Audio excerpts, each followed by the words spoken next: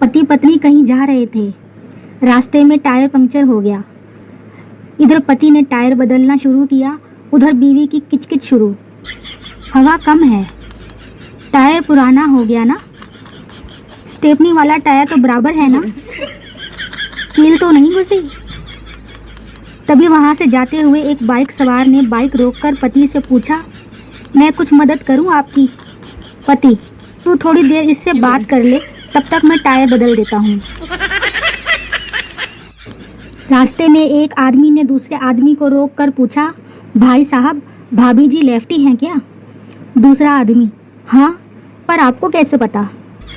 पहला आदमी, क्योंकि आपका दायां गाल सूजा हुआ है। पत्नी मायके से वापस आई। पति दरवाजा खोलते हुए हंसने लगा। पत्नी, ऐसे क्यों हंस रहे हो? पति, गुरुजी ने कहा था जब भी मुसीबत सामने आए तो उसका सामना हंसते हुए करो।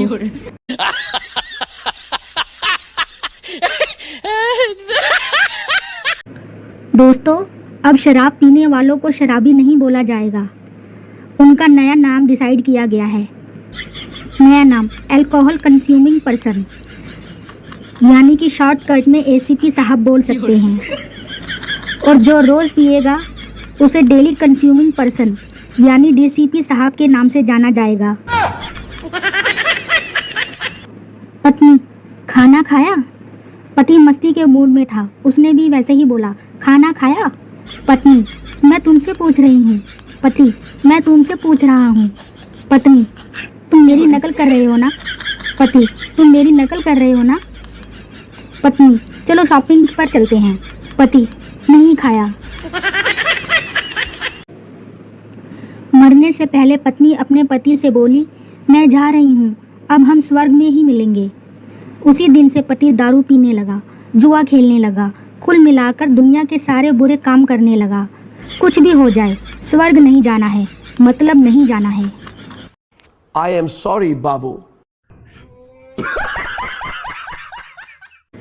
बारिश होते हुए देखकर पति ने अपनी पत्नी से कहा, देखो बाहर बारिश हो रही है।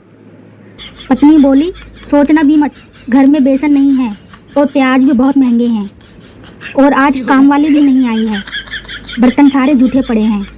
और हाँ, अब दारू के लिए बर्फ मत मांग लेना, सवेरे से बिजली गुल है और फ्रिज में ठंडा पानी तक नहीं है।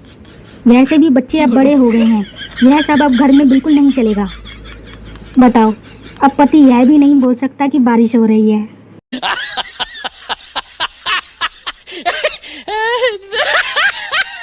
पति, तुम मायके जाती हो तो कैसा महसूस करती हो? पत्नी, हम औरतों की उम्र 40-50 क्यों ना हो जाए, मायके में पैर रखते ही 16-18 वाली उम्र की फीलिंग आ जाती है। पति, अच्छा? पत्नी, और तुम कहो, तुम्हें ऐसी 16-18 वाली उम्र की फीलिंग कब महसूस होती है? पति, बस हमारा भी वही, जब तुम मायके जाती हो।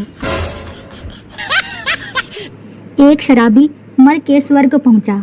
काफी घूमने के बाद उसे यमराज मिले। उसने पूछा, मैं इतना बड़ा शराबी, सारा दिन नशे में टुन, मुझे स्वर्ग कैसे मिला प्रभु?